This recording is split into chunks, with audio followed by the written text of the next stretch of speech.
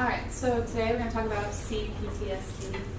So that is canine post-traumatic stress disorder. It can occur in dogs who are exposed to the military or the war, extreme natural disasters like hurricanes or tornadoes, car accidents or household accidents, or physical or emotional trauma such as being abused at a shelter.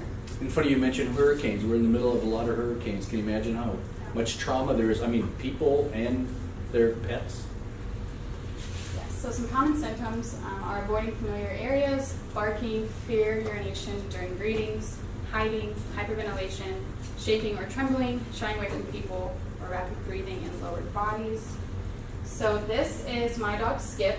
I rescued him last July from a kill shelter in Kentucky.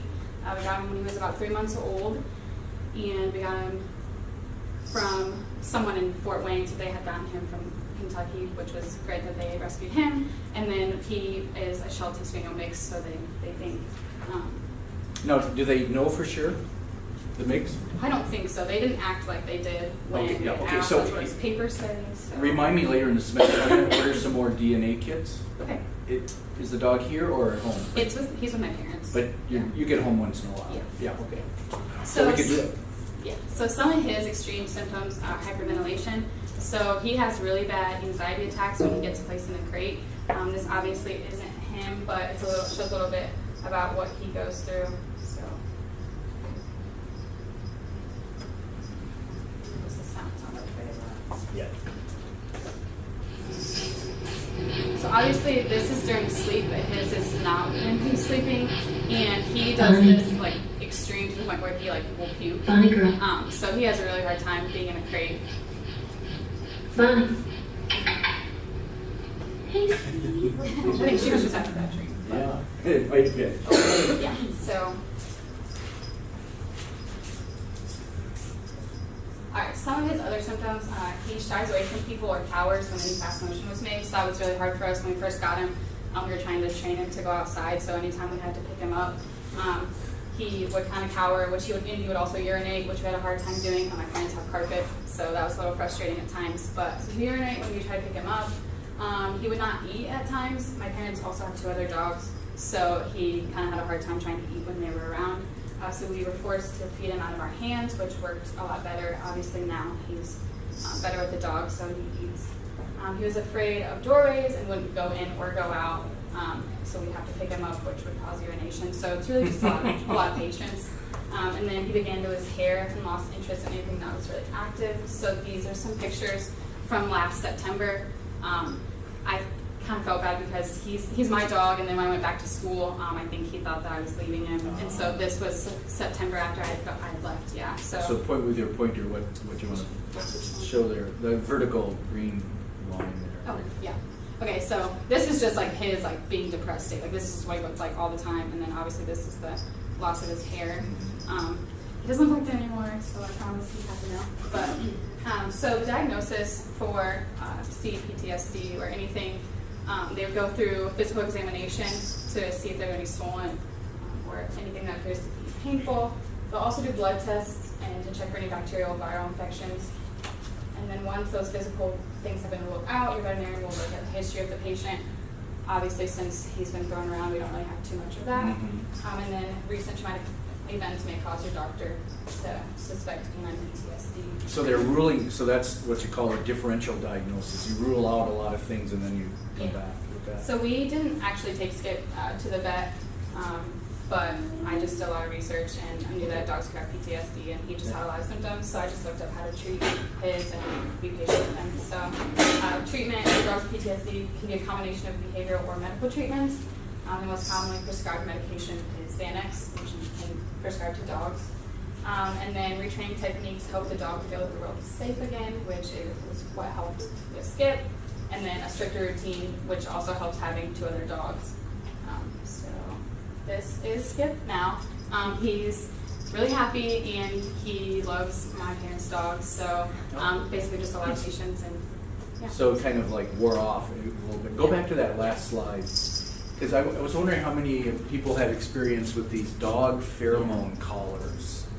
Because I've had like mixed reports. Somebody will buy one and say, oh yes, it worked perfect.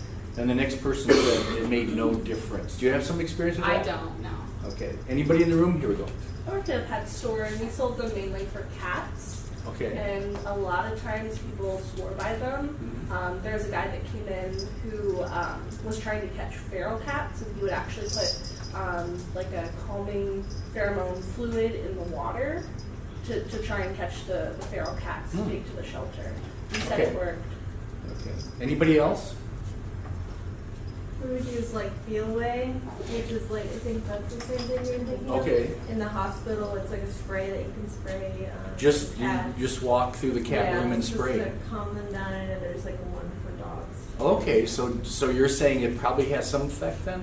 Yeah. Probably on some. I don't think it's like dramatic. Yeah, but yeah. From my experience. But it might work on some cats. Yeah. Yeah. Okay. I was just curious because I've heard people say yes, and then sometimes if you want something to work, you'll say it works. You know what I mean mentally? Like, oh yeah, that worked, but maybe you did something else at the same time and it's not the pheromones. But yeah, I mean, their pheromones exist. There's no doubt about that. Are you ready for questions then? Comments? I'll let you point to people. So with the whole peeing on the carpet and everything, was there a way that you went about to train him not to do that while not Yeah, doing too so much? obviously punishment was like out of the question. So whenever he would go to the restroom, generally he would only go, like he was trained when we had gotten him crate trained, they had said, but the going to the restroom in the bathroom, or going to the bathroom in the house was just mainly because he was scared. So and it was anytime we would like try to pick him up, he would go. So basically we would just still take him out, and he would like, he knows when we were picking him up. So I think it's just, he still does it sometimes when there are people in the house that he doesn't know. And I think it's just going to be something that he's always going to have. But now that he's more comfortable in setting these in with the dogs and stuff, he So doesn't do it did as you much. did you not pick him up, or to take him out? How did you take him out? So yeah, we don't pick him up anymore because Okay. he's not afraid of doorways, and so he'll go out on his own, which is Okay. really nice. But yeah, for a little bit, just to get him more comfortable with the house. So once he got comfortable with the layout, the floor plan, then he Yeah. basically kind of Yeah, resolved he himself. also, my sister also rescued a dog about 2 weeks after we got Skip. So they've kind of grown up together, and she didn't have PTSD or anything, but they're kind of best friends. So I think that having that relationship Okay. is helped. Yeah. Sure. Yeah. So during like the research that you did, so he was pretty young when Yeah. you got him. So is there a certain age so he was already like traumatized by Yeah. 3 months? Is there an age where they like can go through something like that and like won't be affected? Or? I don't think so. I think they said that most severe cases are if it's anything that happened to them when they were young, just because those are the only memories that they've had. But I know that he was at the shelter. His mom was there with him, and then his brother. And his mom and his brother got adopted together or taken together, and he was just kind of left.